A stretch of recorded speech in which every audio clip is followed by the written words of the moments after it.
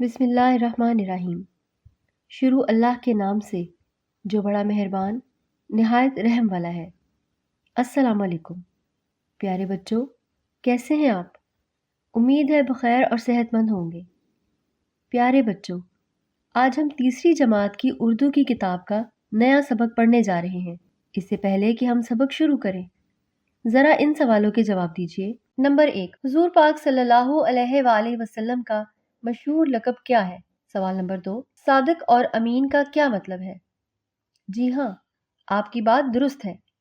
ہمارے پیارے نبی خاتم النبیین سیدنا محمد رسول اللہ صلی اللہ علیہ وآلہ وسلم کا مشہور لقب صادق اور امین تھے۔ صادق کا مطلب ہے سچا اور امین کا مطلب ہے امانت دار۔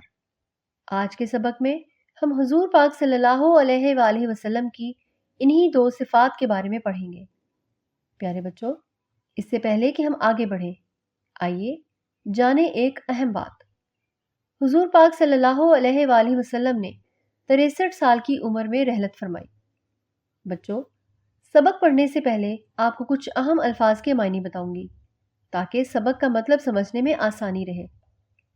اسلام قبول کرنا، اسلام لانا، مسلمان ہو جانا۔ امانتیں، کسی کے پاس رکھوایا گیا مال۔ تلقین، ہدایت، نصیحت۔ جھٹ، فوراً، محفوظ ہونا، بچا ہوا ہونا۔ نجات، چھٹکارا۔ صادق، سچا، امین، امانت دار۔ دربار، بادشاہ کی مجلس۔ الفاظ کے معنی سمجھنے کے بعد آئیے سبق شروع کرتے ہیں۔ ہمارے پیارے نبی خاتم النبیین سیدنا محمد رسول اللہ صلی اللہ علیہ وآلہ وسلم ہمیشہ سچ بولا کرتے تھے۔ آپ صلی اللہ علیہ وآلہ وسلم دوسروں کو بھی سچ بولنے کی تلقین کرتے تھے۔ حضور صلی اللہ علیہ وآلہ وسلم کا فرمان ہے کہ سچائی آدمی کو نجات دیتی ہے۔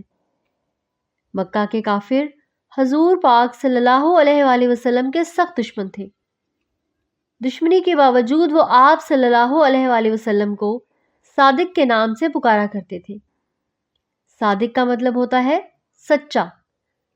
ایک بار ہمارے پیارے نبی صلی اللہ علیہ وآلہ وسلم نے روم کے بادشاہ کیسر کو اسلام قبول کرنے کی دعوت دی۔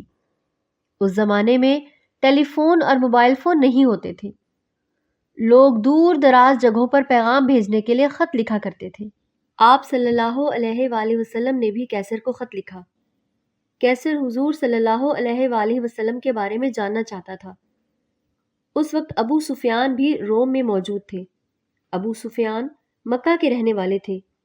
انہوں نے ابھی تک اسلام قبول نہیں کیا تھا۔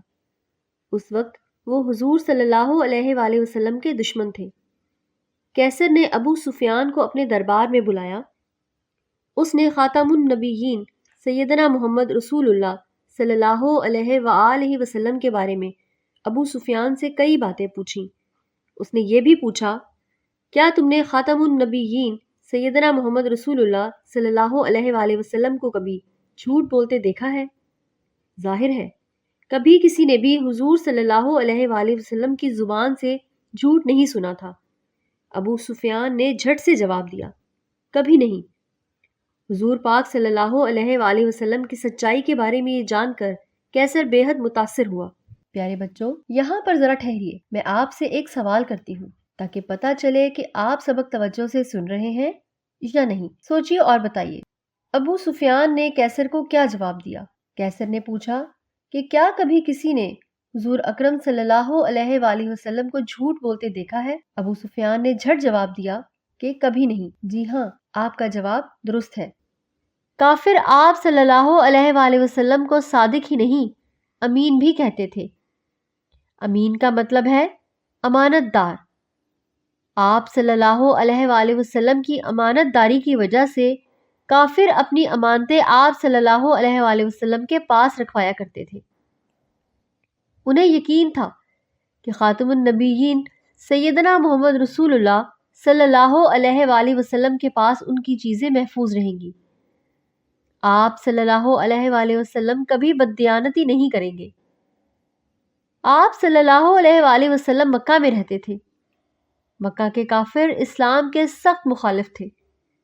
انہوں نے آپ صلی اللہ علیہ وآلہ وسلم کو بہت زیادہ تنگ کرنا شروع کر دیا۔ آخر آپ صلی اللہ علیہ وآلہ وسلم نے مکہ چھوڑ کر مدینہ جانے کا فیصلہ کر لیا۔ اس وقت بھی کافروں کی امانتیں آپ صلی اللہ علیہ وآلہ وسلم کے پاس رکھی تھیں۔ مدینہ جانے سے پہلے آپ صلی اللہ علیہ وآلہ وسلم نے یہ ساری امانتیں حضرت علی رضی اللہ تعالیٰ عنہ کے حوالے کی۔ آپ صلی اللہ علیہ وآلہ وسلم نے انہیں تلقین کی کہ صبح یہ امانتیں لوگوں کو واپس کر دیں۔ آپ صلی اللہ علیہ وآلہ وسلم کا فرمان ہے کہ جس شخص میں امانت نہیں اس کا کوئی دین نہیں۔ ہمیں چاہیے کہ ہم بھی ہمیشہ سچ بولیں اور دیانت داری کو اختیار کریں۔ پیارے بچوں، آپ کی توجہ سبق کی طرف ہے نا؟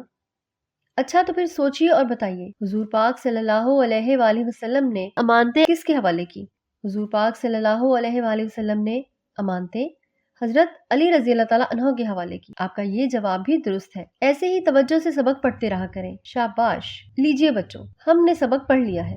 سبق کے مطابق یاد رکھنے کی باتیں یہ ہیں۔ یاد رکھنے کی باتیں: حضور پاک صلی اللہ علیہ وآلہ وسلم ہمیشہ سچ بولتے تھے۔ حضور پاک صلی اللہ علیہ وآلہ وسلم لوگوں کی امانتوں کی حفاظت فرماتے تھے۔ پیارے بچوں، ہم نے سبق پڑھا، اب ہم مشق کریں گے، لیکن اس سے پہلے آپ نے کچھ کام کرنے ہیں۔ کچھ بچے باری باری آواز بلند سبق پڑھیں گے اور ایسے پڑھیں گے جیسے میں نے پڑھا ہے، یعنی درست لب و لہجے، تلفظ، تاکید اور ٹھہراؤ کے ساتھ۔ جب چند بچے پڑھ لیں گے تو سب بچوں نے خاموشی سے سبق کا مطالعہ کرنا ہے اور سبق سمجھنا ہے۔ جہاں مشکل پیش آئے گی تو استاد صاحب آپ کی مشکل حل کر دیں گے۔ اس کے بعد ہم مشق کریں گے۔